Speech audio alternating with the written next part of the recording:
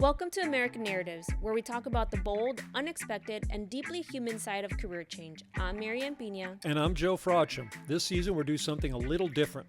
We're hitting pause on the linear success story and hitting play on the pivot. Because let's be honest, life rarely goes according to plan. Sometimes we choose change, and sometimes change chooses us.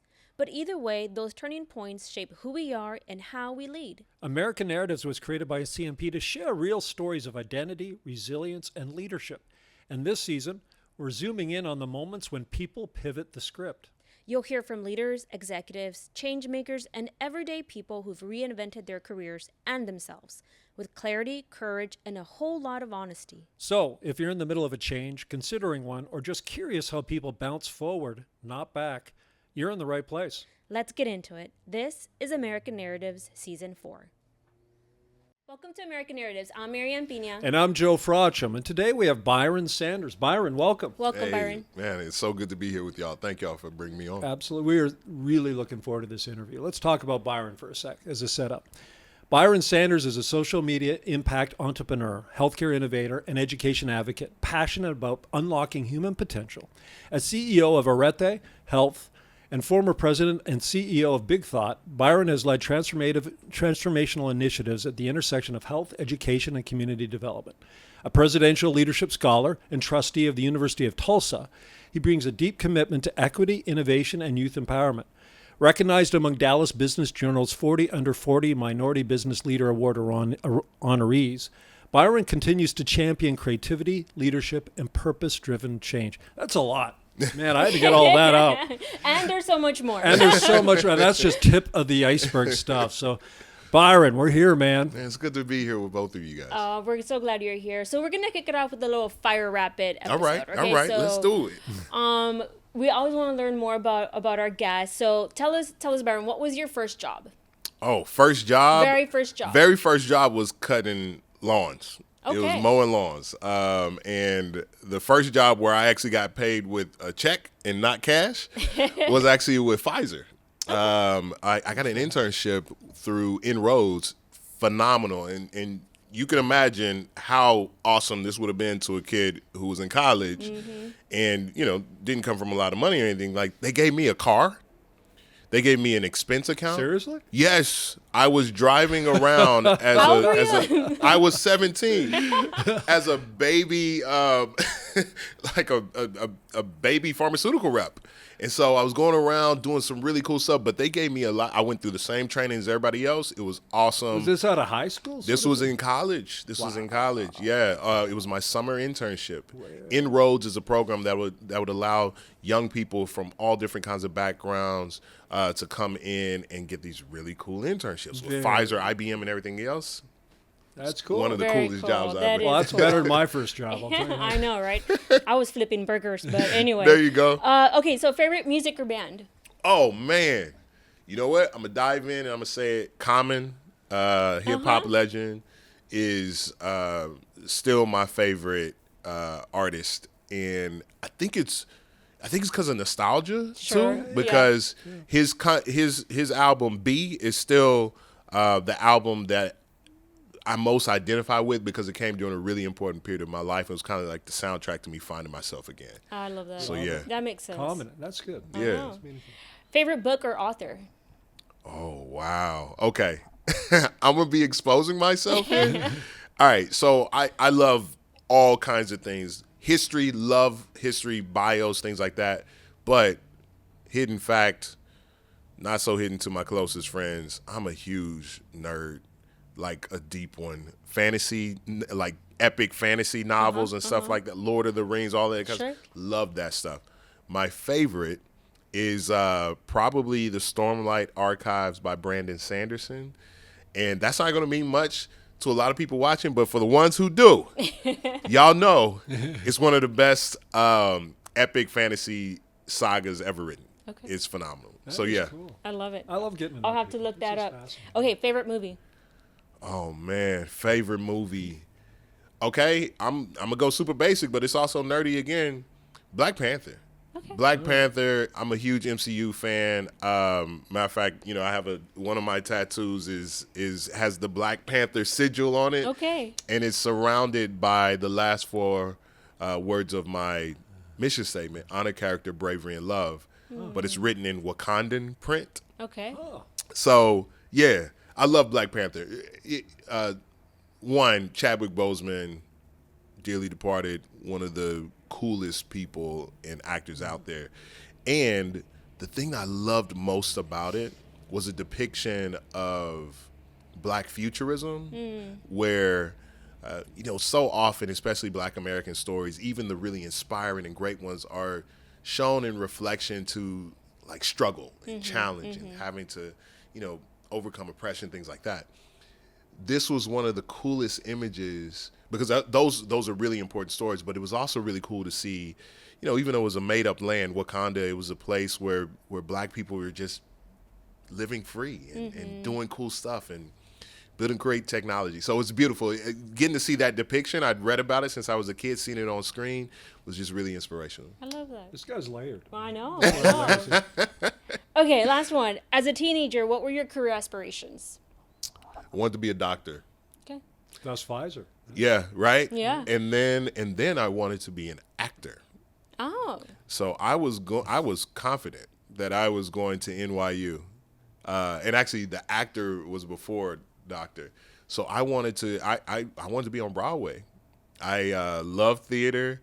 Matter of fact, I stopped playing basketball. I wasn't that good anyway, but I stopped playing basketball to do the spring musical. Okay. Because I had been playing basketball and could never do it because it happened during the same time, the seasons. Yeah. Well, the challenge was, you know, I was like, dang, man, I really want to go do it. But then they announced what the spring musical was going to be my junior year, and it was Little Shop of Horrors. I loved Little Shop of Horrors, the big plant that eats people and sings, you know, Feed Me Seymour. I was like, I was born to play that, man. And I felt so conflicted. I went home, I told my dad, I was like, Dad, I think I'm going to stop playing basketball to do. And I was shaking. I was so nervous. I thought he was going to be like, what are you talking about? He was like, okay, if that's what you want to do. That's good. Whew. And I did Good it. dad. Yeah, Good dad moment. great. Good. And so I don't regret it. I loved it. Good. Yeah.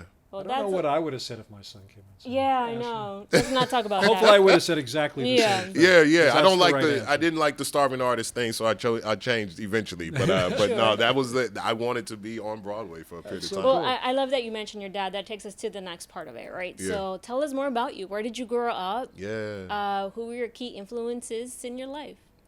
Grew up here. I'm a Texas kid, and really, particularly, I'm a Dallas kid. Southern Dallas, in fact. So Oak Cliff, DeSoto, little bit of Pleasant Grove. I grew up on the southern side.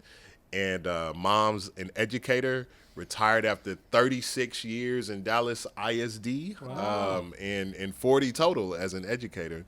And then I called her like the same year that she retired when school started, and she was whispering. I was like, Mama, where are you? She's like, I'm in a school. I gotta go. So she's doing exactly what, I mean, she is a teacher to her core. Yeah. Got a brother. My dad was also, you know, Dallas kid himself. He grew up in South Dallas, graduated from Madison. And so, you know, this is my city. This is where I'm from. But if you go a little bit deeper, my roots are really, really heavy in East Texas. So I'm a really interesting mix of country city, city country, urban kid. But man, I grew up here, went to Dallas Independent School Districts all the way through middle school, and then I met a mentor who told me about a school called Green Hill on the north side. For those who not familiar with the area, so Dallas ISD, that's our school district here, public school. Green Hill, private school. Didn't know that, by the way, when I went up there, took my tour, and then we're walking around, and as I'm walking from one building to the next, a peacock walks by, crosses the sidewalk. It's got a little absurd. Yeah. Just like an open range peacock, and I'm like, all right, hold on. And so I was asking him, I was like, what is this? You just acted real normal. The kid was giving me the tour. I was like, oh, he's like, yeah, we have peacocks. I was like, okay. Wow. This is where I'm going. I want to go to the Birds of Paradise schools, Right? I love right? it. That sounds fancy to me. I know, The right? Green Hill stuff. Ooh. Exactly. All right. Well, when I went up here, it was a really interesting dynamic, right? So I would have to get up at 5 o'clock every morning. We would catch the bus over in West Dallas, Boys Club. Shout out to them. They would, we catch the bus at like 6:30, have to go pick up more kids, and then we end up at school. And so you had to cross the river, though, right? Okay. You cross the Trinity every time you're going to school and every time you're coming back. And even then, I was just really, really aware that every time we crossed the river, I was going into a new world and then coming back into my old one when we came back home.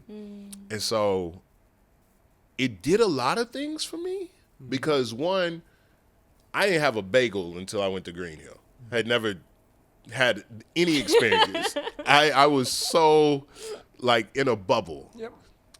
But I built some wonderful relationships up there, had a different kind of educational experience, and the things that I got up there really opened up the world for me. Yeah. Absolutely.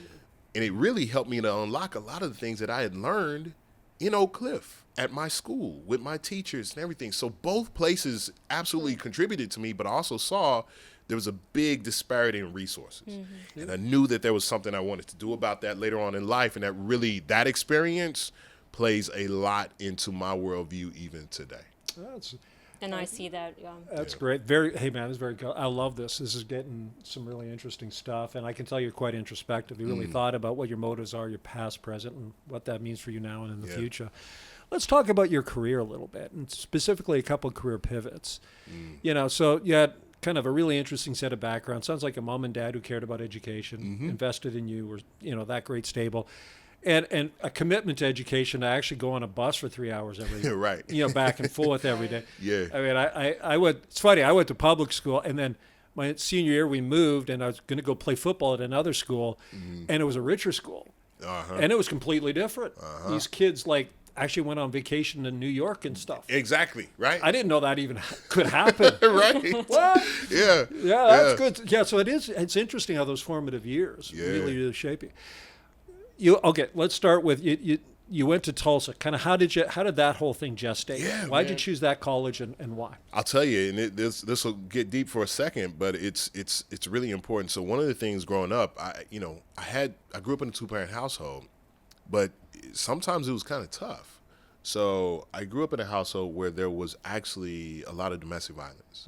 So my father would attack my mother on a fairly regular basis, and nobody knew. It was like the dark family secret. Yeah. But it really did shape my identity because from the very early age, and I promise this is connected to answer your question, very early age, I was like, I have to be the protector. And the way that I would protect my mom was I would get involved in things. After school programs, athletics, theater, Odyssey of the Mind at the time, Math Olympiad, whatever it was, I was trying to get involved in it because if we were doing something, if we were busy, then mom would be taking me, which means we're not at home.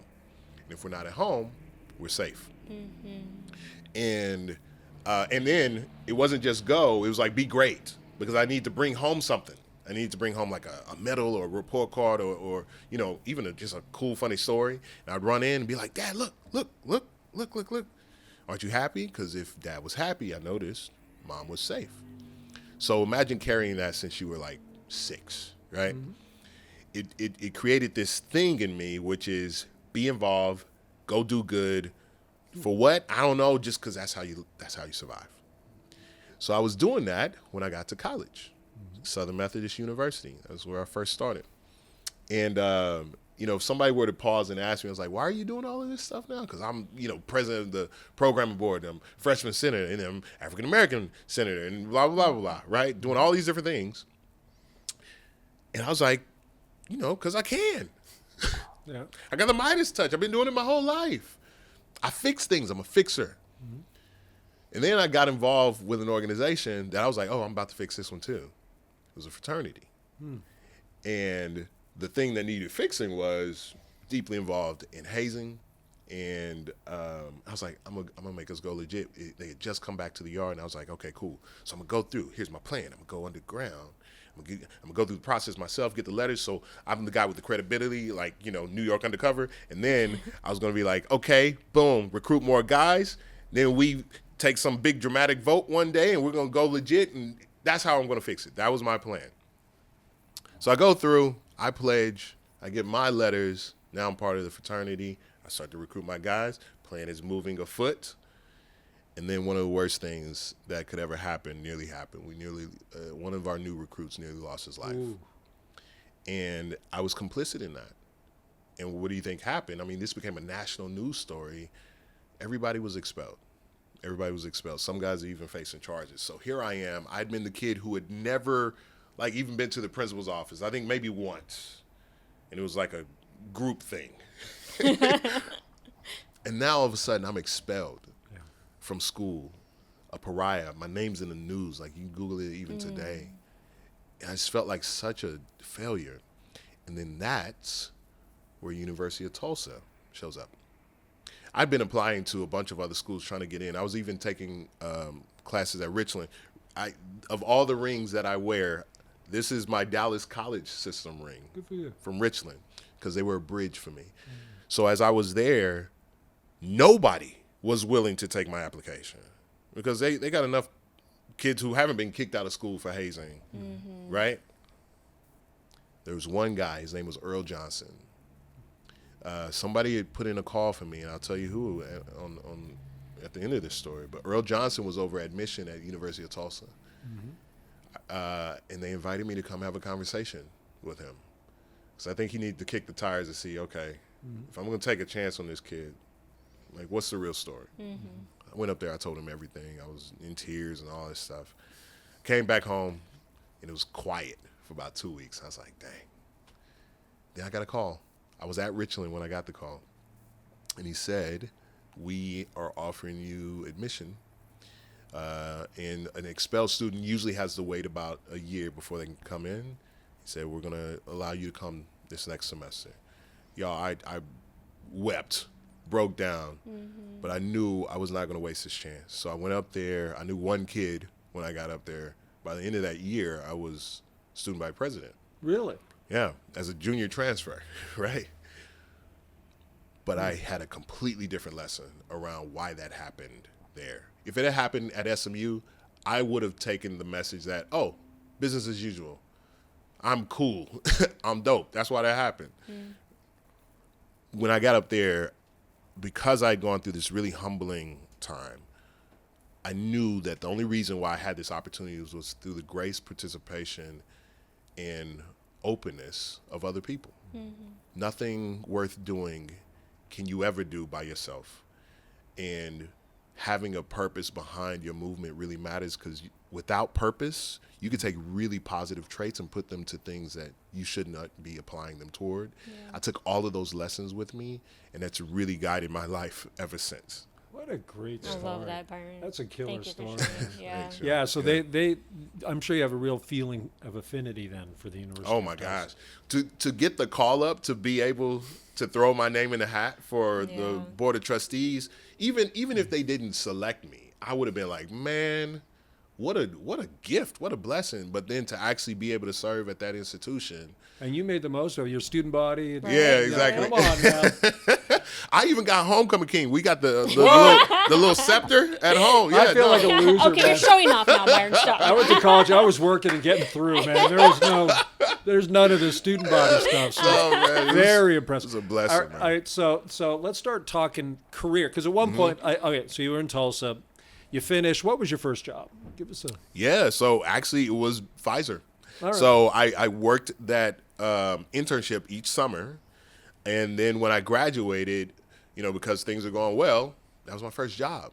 And so coming out, I was slinging pills. I was working with them. I had the pain and neurology portfolio, so I was working in first territory was actually Plano, Allen, McKinney, north of Dallas here. Right. And it was going well. Matter of fact, I got rep of the quarter pretty early on, and I'm this kid, can barely wipe my nose, and I'm out here just doing well. And it pays well. Yeah. It pays really well. It really does. Benefits were amazing. We had our daughter from prenatal to driving home with her in the car was $100 total. That's it. That's the best benefits package. Yeah, absolutely. So that was my first job, and learned a ton from it. Cool. Julie Embry was my first manager, and she taught me so much about what sales is and what it isn't.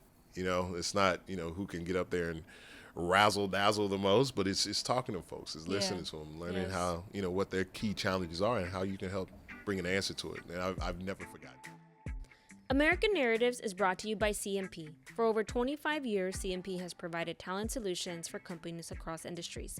We have a presence in every region in the United States and globally. CMP provides innovative, high-impact solutions across the full talent lifecycle. This includes enhancing careers while mitigating the risk of a downsize event through high-touch, high-tech outplacement and career development offerings, taking the guesswork out of hiring through high-definition recruiting and predictive assessment, and building capability through assessment, coaching, and training solutions. And as a minority and woman-owned firm, we are deeply committed to making our world a better and more inclusive place. Please visit us at careermp.com, where you'll find a number of resources to support your talent and development needs. Again, careermp.com. Hope to see you soon. So you were in the for-profit world, great first job out of college, making some good money, excellent benefits. When did you kind of pick, because you've been in the nonprofit space for quite some time, man. I know, right? Tell us about that pivot. Man, I felt really ungrateful. So as I'm at Pfizer, I had this kind of secret. I didn't even tell my wife about it, but I was feeling really profoundly unhappy. I'm checking all the boxes, especially for a kid coming from where I was coming from, growing up the way I was growing up. First job out of school, I'm making more than anybody in my family has ever made before. Sure. Right? Yep. And I'm sad. At the end of the day, I'm coming home a husk. And I'm checking the box. Married, house, kid on the way. Oh, no, kid here, actually. And then, and great benefits package, 401k. I was like, why am I unhappy? This was the first time a mentor introduced the concept to me. He's like, do you know your purpose, though? And I was like, yeah, it's my faith. I'm, Christian. And so I was like, yeah, to be a good Christian. He's like, yeah, sure. No, great. Specifically, you. Why are you on the planet Earth? Why, in your faith tradition, why did God actually make you? And I didn't have an answer for it. He's like, you should write a mission statement. So I went deep. And it took me from the time that he said I should do that to the time that I actually had it, probably a year and a half. I probably started the process in 2006, end of the year there. I finally got it done in 2007, and I haven't changed it since. The mission of Byron Keith Sanders is to love my God with all my heart and soul, to be the husband, father, son, and brother according to what pleases him, and to work diligently and daily in my most sincere efforts to pursue my appointed purpose with honor, character, bravery, and love. That became my blueprint for my approach to life, which then said that, okay, if that is my purpose and everything is purpose oriented, what are the things that I feel like my heart is drawing me toward to walk on that? The first thing I ever wrote, first draft of that statement, was to be the best pharmaceutical sales rep the world had ever known. It moved from there. I knew that was wrong, so I had to keep going. Nice try, Byron. I was like, yeah, but I asked why at the end of each version of it. Why? And I had to keep answering that question. Yeah. And brought me to my elemental parts, and then I built it up and wrote it into what it is. And it required me to move toward purpose. And the purpose that I felt was going back and connecting to that thing that got lit in my heart when I was crossing the Trinity River every day in high school. Mm-hmm. I have to make sure that opportunity is more available for people. You shouldn't have to be in the right place at the right time, talking to the right person who had the right parents, who, in order to be able to just live a life of dignity and purpose. So I was like, all right, then I'm going to do that. And that mission statement charged me to go toward it. So I left Pfizer and those good benefits, and to my wife's great chagrin initially, And I went to Group Excellence. Group Excellence was a mentor tutoring company that we actually started when I was an undergrad at Southern Methodist University. One of my best friends, Carl Dorval, me, and my wife started a tutoring program when we were there. And I told him, I was like, it should be a nonprofit. He's like, nope, it's going to be a for-profit. I was like, all right, man, we'll see. And then, all the stuff happened that sent me away. So I literally let it go because I didn't want the guy who's in the news for hazing to be associated with this program.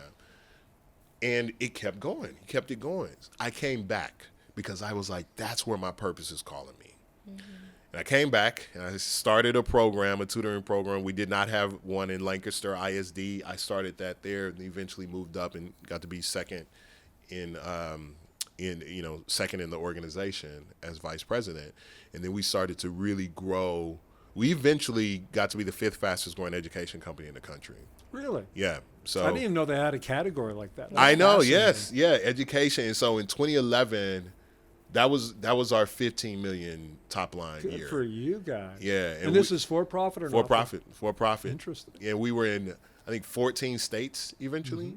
It was phenomenal because we're all 26, 25. Yeah. And Carl, my buddy, he didn't like marketing and communication. I was like, man, if we don't tell this story, people are going to think we're lying. So we need somebody to write about this because it felt so unbelievable, but it was. I think by the time we sold, it was over 250,000 young people we'd worked with. That's unbelievable. That's amazing. Yeah. What a footprint, eh? Yeah. Versus slinging No. pills. Nothing wrong I know, with that. right? That's your thing. Which was fine. So you're no longer the world's best pharmaceutical rep. Exactly right. But you're impacting Yeah, minds man. of mush in these formative years. That's phenomenal, man. That's Yeah. good. So that was a cool journey. And hopefully at this point your wife's like, okay, I'll let you Yeah, do right. it. She's She's like, all right okay, with you. okay. All right, oh, you did okay Yeah, now. yeah, I was yeah. so sure. And really it's been a nonprofit journey since then. Man, it's been so weird because I left there, led the Dallas Education Foundation, rebooted that. That is the foundation for Dallas Independent School District, raises money exclusively for the school district. And then from there, had a slight deviation out of the nonprofit cause-related sector into banking. But very quickly, even while I was at banking, I got over to the nonprofit side of that impact too. So I was at the private bank. U.S. Trust at the time rebranded to Bank of America Private Bank. I was an advisor there. Started off with high net worth individuals, family office, things like that, but then investment management for nonprofit institutions. So managing their assets, but also advising on their strategy and aligning those things. So helping corporations start their foundations, helping families start their family foundations, all of that kind of stuff. It was great. That is fun. Yeah. And then from there, big thought. Big thought. Big thought. Because he had the biggest thought. So that qualified him to be CEO of Big Thought. Yeah, it just because our audience and largely people earlier in their career, they're going to get a lot out of this. One thing I really want to dissect with you is you spent a year and a half putting your mission statement together. Yeah. People will be asked to do that, and they'll spend an hour or maybe a weekend. You spent a freaking year and a half, right? Which means it was granular, it was real, it was very much embedded. It's now, on your right arm. Yeah, that's right. What was the value of that, and would you recommend that? Like, whatever the timeline, people really, really get serious and real about what their mission is online. I recommend it to every group that I end up talking to, whether I'm talking to middle school kids and they're like, what are you talking about? I contextualize it, of course, or whether I'm talking to senior leaders. The reason why is because I used to think that there was some bullseye job or role for me to hit. You hit that thing and you're like, got it, done. But then I was confronted with the reality that, let's say you hit that. Let's say you're 40, I'm 42 right now. Let's say bullseye, nailed it. Life expectancy, I take care of myself. I got another 40 something to go. What now? I genuinely think half of the people who run into, or maybe most of the people who run into midlife crises is because it's not because they weren't doing anything good, worthwhile, or cool, or fun, or lucrative, but did they ever pause to acknowledge whether that aligned with purpose for them, identity for them? And they wake up 20 years in on something, and they're like, So what? I ain't even, so what? Yeah. To what end? Yep. Did I ever even want to do this in the first place? Or was I playing the song that somebody else gave me? Was I reading from somebody else's script? 100%. And so that's why I say, and I highly recommend, interrogate who you are first. Who are you? Earl Johnson, that guy who gave me a shot, the very reason why he was sitting in the seat to save my life was because he went through a crucible himself. He was playing in the league, NFL. And that was the thing that he just knew he was supposed to be doing. He got to be, so he's playing with the Steelers. He's having a great career. Then he gets hurt. And the kind of hurt that ended his career. So instead of flailing or jumping to the very next thing, what he did was he's like, why did I even want to do this? And when he distilled it, it was so he could be inspirational to the people who are from the community that he came from. Him being in the NFL was designed to be a lighthouse for those other folks to be able to be inspired and go and pursue. So since he knew that was his core, he's like, where else can I do that then? He then took that core and parlayed that into being an admissions counselor back at the University of Tulsa to be a lighthouse in a different way. And he's changing lives, including yours. Absolutely. I love it. You know, it's funny. We've written a few books. And we have this one course on careers called Your Career from the Inside Out. Careers that have meaning, imbued with purpose, impact, passion, that's sustainable, have to come from the inside out. And you're like I think you're the personification of that. I mean, and I can see it. It's not only your story, your energy, how you talk about it.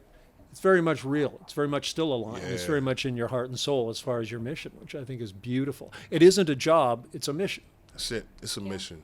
It's mission work. And man, I wish I would have known that earlier. When I was 22, you had some people in your life. I just tried to get a job, man. Yeah. It took me a lot longer to figure out I needed a mission. But you know what? I got my butt kicked. That's why I think I was gifted with the opportunity to have, there's in my faith, you talk about the wilderness, going out to the wilderness, or having things just be stripped down. It's the same thing that they do in basic training, right? They break you down so that you can see things a little bit more clearly. That's what SMU to Tulsa was for me. And I thank God that I had those experiences, as powerful, as painful as they were. I'm not happy that other people got hurt in them. And by the way, he survived. I always need to mention that. He the guy who got hurt in the hazing came out on the other end by the grace of God. But I needed to be humbled. We had an argument in college. This is how you know your wife needs to be your wife. We weren't married at the time. We had this big argument because she knew when I was doing the hazing stuff and helping, trying to do my little puppet stringing. She's like, "What are you doing?" She's like, "This is wrong." And I pushed back hard. And she said, "You know what? You're going to need to be humbled. You're so arrogant." Nobody had ever called me arrogant before in my life. And my reaction to that actually proved her point, because I was like, I'm the most humble person. You will not find. I love it when people tell me I'm a really humble person. I am the humblest. You ain't never seen arrogant. You ain't never seen humility like this. That's good stuff. But it proved the point. And to that point, it brought me to a place where I think I was open to knowing that I needed to find an anchor, that disheveled feeling that I was having, even though everything looked good on paper, really was kind of me having a hunger pang for really distilling that. Well, you made the most out of a really difficult. It shaped you. It didn't kill you. There you right? go. It shaped me. Yeah. And it's going to happen to people. It's how you respond. It either makes or breaks you, as you know. Now you're now, and people who aren't from Dallas obviously do a lot. Very connected in the Dallas-Fort Worth community. Have done a lot. Had a huge impact, and you're still a young man. And you're still just hitting your stride, and more to come. Yeah. But knowing, our audience are probably roughly 20 years younger than you on average, 15 years. They're in 20s, early 30s, professionals. Yeah. What advice would you give them? Man, study yourself. Study yourself.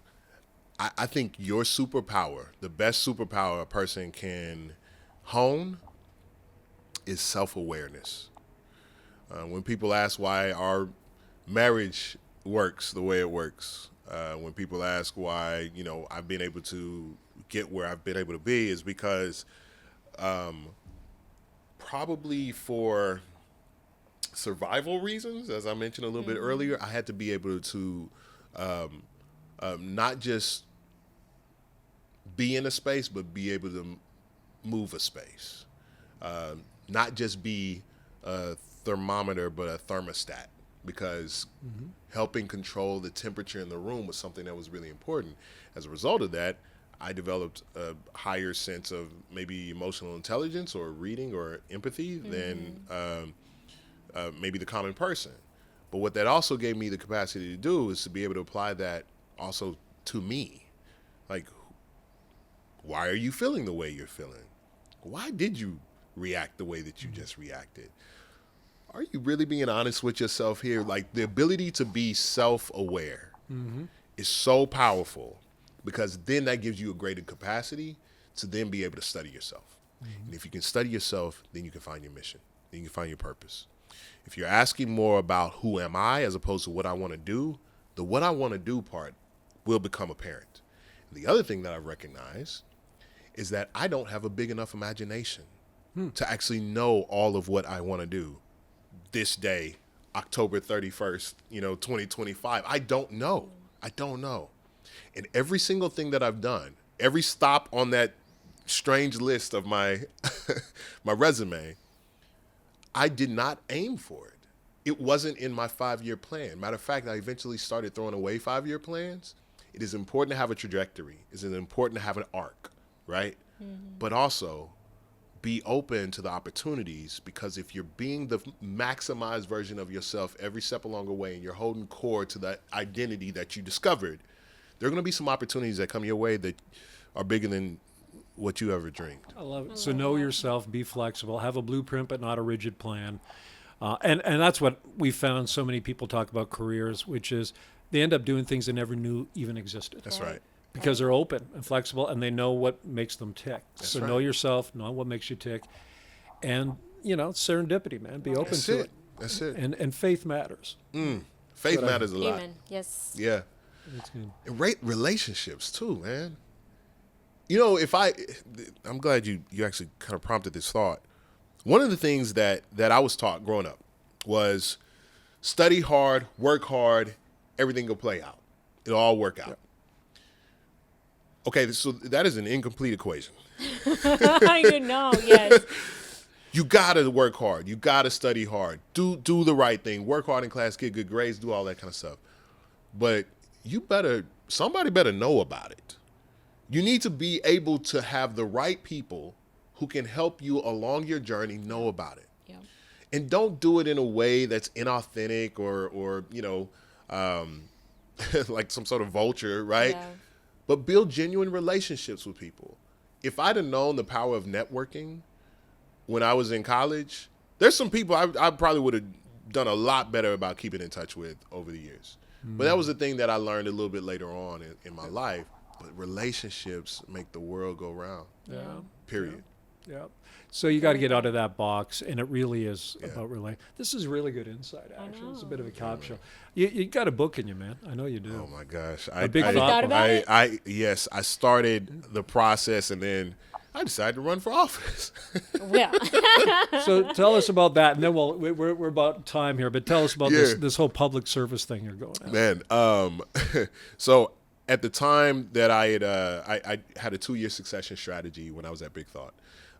Phenomenal organization. When I got there, we were $7.5 million budget. By the time I left, we were 14, and we were impacting about 500,000 young people, not only in the Dallas area but across the country through our consulting practice as well. Fantastic organization, amazing human beings, good work, and I also knew that I needed to plan for what was next. I didn't even yet know all of what was next when I started the succession process, but I knew it was going to be time. Well, I started my new firm. It's called Arete Health.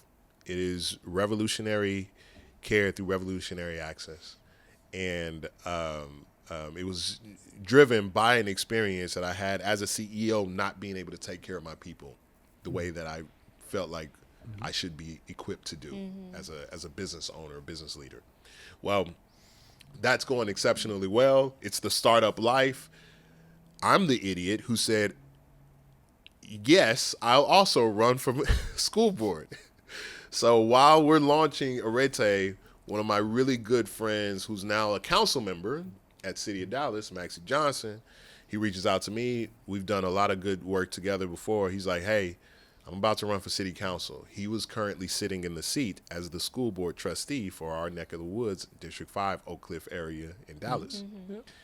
He's like, I need somebody to run for this seat. Somebody knows is going to be solid, who can keep the good work going, all the resources that we need. And I was like, I agree. I will think about who to tell you to talk to about doing just that. He's like, but what about you? And I said, no, absolutely not. This is crazy. I'm starting a business. But man, couple things happened. That darn mission statement really is pretty pesky sometimes. It's funny. I filtered it through there, and I was like, I actually need to give this some more thought, talk to my wife about it. And then we had some early success at the firm. And so I was like, okay, I actually do have a little bit more elbow room than I thought. This might be possible. And then when I started to think about purpose, you talk about creating opportunity for people.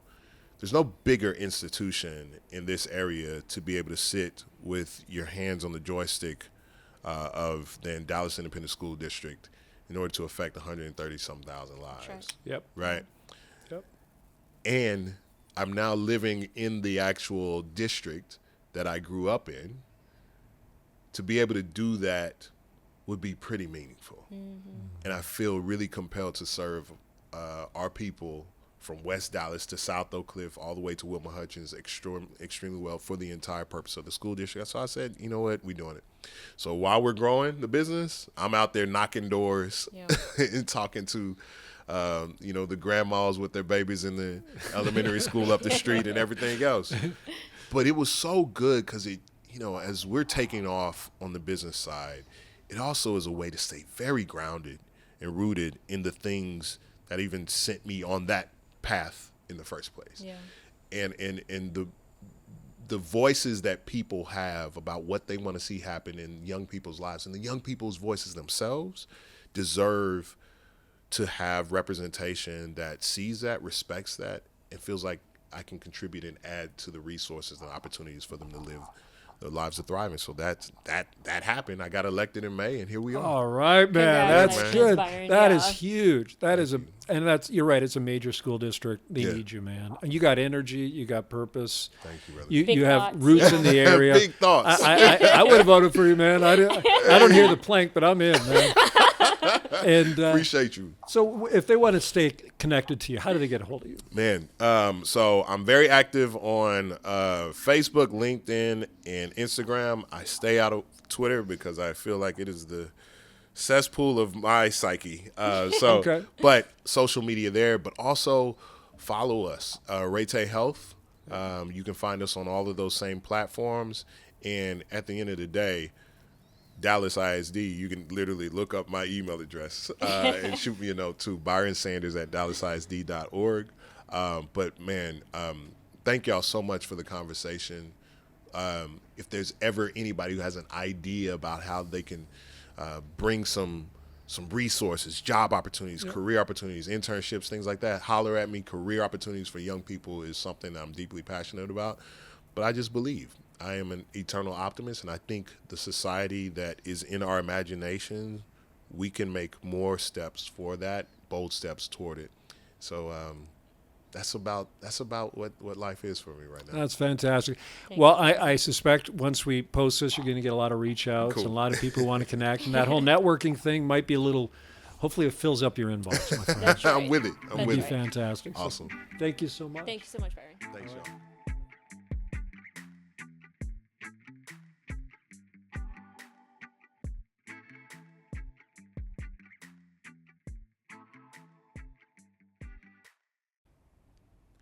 American Narratives is brought to you by CMP, a talent and career transition firm providing solutions across the full talent lifecycle. From recruiting to talent development to outplacement, we help leaders improve our world through deep insights and impactful talent solutions. For more information, visit us at careermp.com.